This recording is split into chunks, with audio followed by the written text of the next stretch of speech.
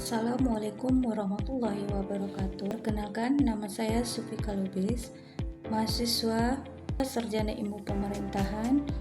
Ini saya akan mempresentasikan tugas ketiga saya di mata kuliah Manajemen Pelayanan Publik yang bertema solusi inovatif dan strategi implementasi pelayanan publik pada Dinas Sosial Kabupaten Rokan Hilir melalui Sistem Informasi Terpadu Bantuan Sosial atau SIBansos Rohil.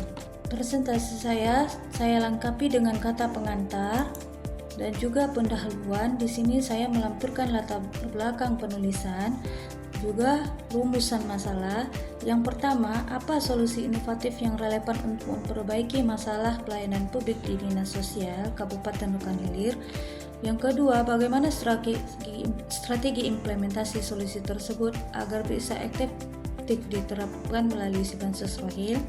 Yang ketiga, teori pelayanan publik apa yang mendukung solusi yang ditawarkan? Dan keempat, apa dampak positif yang dihasilkan dari penerapan inovasi tersebut?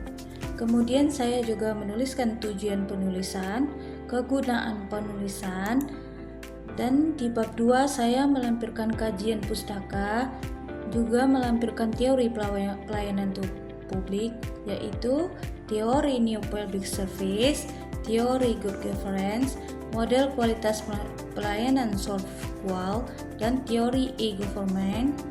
Juga di bab 3 saya menyampaikan teknik pengumpulan data.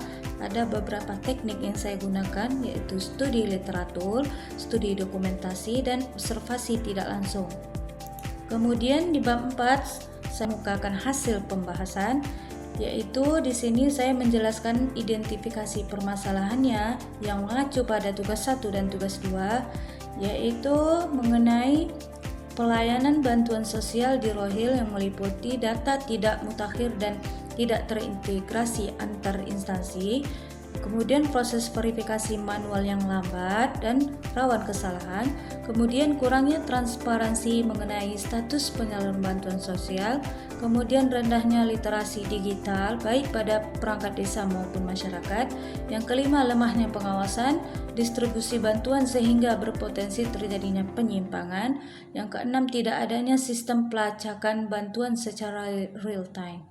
Kemudian masalah data bansos yang tidak akurat dan tidak terintegrasi. Saya juga menjabarkan solusi yang ditawarkan, yaitu integrasi data terpadu satu pintu melalui SIBansos, dasar teorinya, dan dampak positif yang disebabkan oleh data satu pintu melalui SIBansos. Yang kedua, masalah kurangnya transparansi penyaluran bantuan.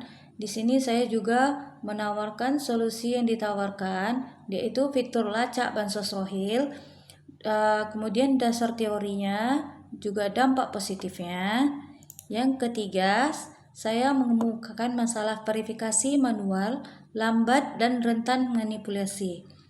Di sini saya juga menjabarkan solusi yang ditawarkan, yaitu melalui tim verifikasi digital atau TVD berbasis aplikasi, dasar teorinya, dan juga dampak positifnya.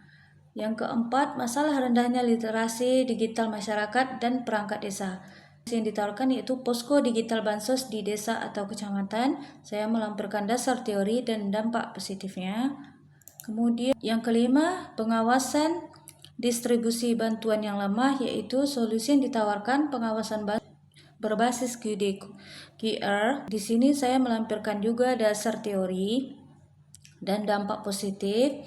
Kemudian strategi implementasinya secara umum juga saya jabarkan di sini. Yang kedua, solusi inovatif. Yang ketiga, penerapan fitur tracking bantuan sosial. Ketiga, pembentukan tim verifikasi digital atau TVD berbasis aplikasi mobile. Di sini juga ada teori dan dampaknya. Yang keempat, pembentukan posko digital bansos di desa atau kecamatan, juga memiliki teori dan dampak. Nomor 5, pengawasan distribusi bantuan berbasis QR kode. Kemudian solusi inovatif di sini yang pertama, integrasi data bantuan sosial berbasis satu data daerah. Yang kedua, penerapan fitur tracking bantuan sosial atau lacak Bansos Rohil. Yang ketiga, pembentukan tim verifikasi digital yang berbasis aplikasi mobile. Yang keempat, pembentukan posko digital Bansos di kecamatan atau desa. Yang kelima, pengawasan distribusi bantuan sosial berbasis kode QR. Kemudian strategi implementasinya yaitu sosialisasi dan edukasi publik, pelatihan sumber daya manusia, peningkatan infrastruktur teknologi, kolaborasi lintas instansi, pilot project, monitoring dan evaluasi berkala, dan perbaikan dan inovasi yang berkelanjutan. Kemudian upaya perbaikan dan rekomendasinya yang pertama, peningkatan kapasitas sumber daya manusia. Yang kedua, integrasi dan perbaruan data sosial. Yang ketiga, simplifikasi birokrasi dan digitalisasi pelayanan. Yang keempat, peningkatan anggaran dan sarana dan prasarana. Yang kelima, mendorong partisipasi masyarakat. Untuk pemikiran singkatnya, dapat digambarkan sebagai kualitas pelayanan publik itu dipengaruhi oleh sumber daya aparaturnya, sistem dan prosedur pelayanannya, sarana dan prasarana, partisipasi masyarakat, dan komitmen pemimpin yang berpengaruh kepada tingkat kepuasan dan kepercayaan publik.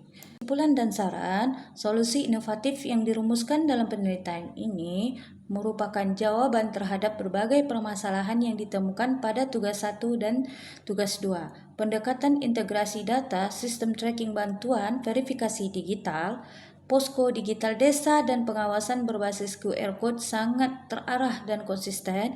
Inovasi ini mampu meningkatkan efektivitas, akurasi data, transparansi, serta akuntabilitas layanan bantuan sosial di Kabupaten Rokan Hilir. Kemudian untuk sarannya, Dinas Sosial perlu memperkuat komitmen dalam pengembangan dan pemeliharaan si Bansos Rohil. Pemerintah harus mendukung dengan investasi infrastruktur serta peningkatan kapasitas sumber daya manusia. Juga berpartisipasi masyarakat harus terus ditingkatkan melalui edukasi dan transparansi informasi, serta sistem digital harus menjalin evaluasi rutin agar tetap adiktif terhadap kebutuhan masyarakat dan perkembangan teknologi. Sekian dan terima kasih untuk presentasi saya. Mudah-mudahan dapat diterima oleh Ibu dosen. Dan terima kasih.